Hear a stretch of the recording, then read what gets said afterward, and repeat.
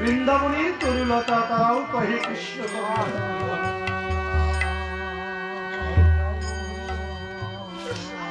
বৃন্দাবনের অপ্রাকৃত লীলা আমার রাধা গোবিন্দের রাস, সেই লীলায় প্রাকৃত দেহে শোভন দর্শন করা সম্ভব হয়। রসের ঘনীভূত মরতি যাহা তাহাই হল রাস। শ্রীমতী রাধারানী দিবানিশি শুধু কৃষ্ণ নামে বিভোর হয়ে কেঁদেছে, সর্বদাই শুধু নারীজল পরিশোধ করেছে। সখীগণ বলছেন, হরে রাধে, কেন তুই দিবানিশি এমনি করে চোখের জল ফেলিস? যার জন্য তুই এত কাঁদিস, তোর সখা কৃষ্ণ চোখেতে সর্বদাই শুধু ব্যথা। শ্রীমতী রাধারানী সহাস্যে বললেন, জানিস সখী,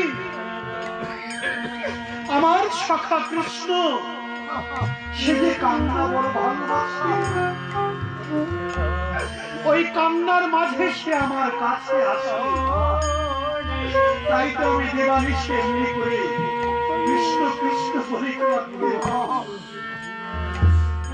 ব্যথা হয়। তিনি যদি কৃপা করে কখনো এই ব্যথাটা অন্তরে বাঁধে, হয়তো করুণা করে তিনি দেবেন দর্শন। আমার ঘরে নবদিনীর জ্বালা, আমি কৃষ্ণ নাম উচ্চারণ করতে পারি না। বাদিনীর ঘরে আমার বসতি, তাই কৃষ্ণ নাম আমি জপ করতে পারি না। কিন্তু আমি তো কৃষ্ণ নাম সর্বদা ধ্যান করতে পারি, কারণ ওই ধ্যানের মাঝে আমার সখা আমার কাছে আসে। তাই আমি দিবানিশি শুধু কৃষ্ণ কৃষ্ণ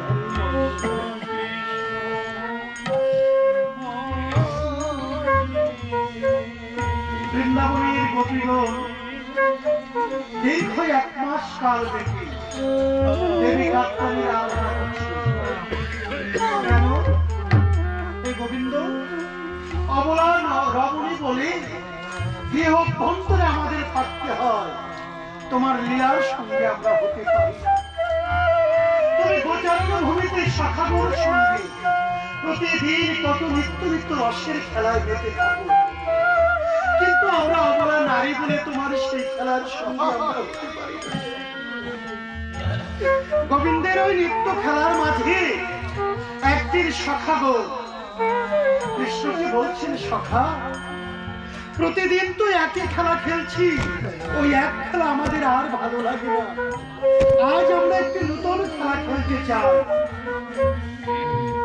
গোবিন্দ বললেন, তোরা নতুন খেলা খেলতে চাস? বল বল, তোরা কি খেলা খেলতে চাস?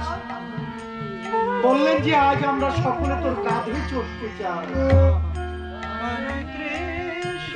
কার কাঁধে চড়তে চাইলে? অনন্ত কোটি বিশ্ব ব্রহ্মাণ্ডের মালিক যিনি, আজকে তার কাঁধে চড়তে চাই না। কৃষ্ণ একটু বিস্মিত হলেন না, বরং পরম স্নেহবশত প্রেমের বাহু বাড়িয়ে দিলেন। এ যে আমার পরম সমর্থ, আয়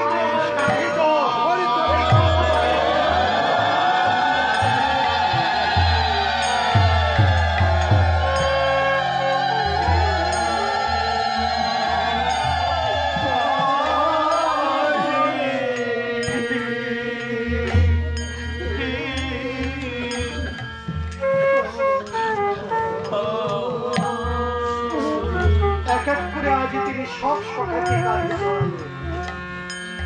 অবশেষে প্রাণাধিক প্রিয় সুদাম সখা যখন স্কন্ধের উপরে উঠেছে, ছলনাময় একটু ছলনা করবার জন্য আপনার স্কন্ধের উপরে দাঁড়িয়ে থাকা সুদাম সখাকে একটু ঝাঁকুনি দিলেন, যেন পড়ে যা। আমার গোবিন্দ যখন ঝাঁকুনি দিয়েছে, সুদাম সখা তো পড়ে যাচ্ছে, অমনি গোবিন্দের মস্তক চেপে ধরে বললেন, গোবিন্দ, আরে সখা, তুই এমনি করে ঝাঁকছিস কেন? আমি যে পড়ে গেলাম অন্তর্য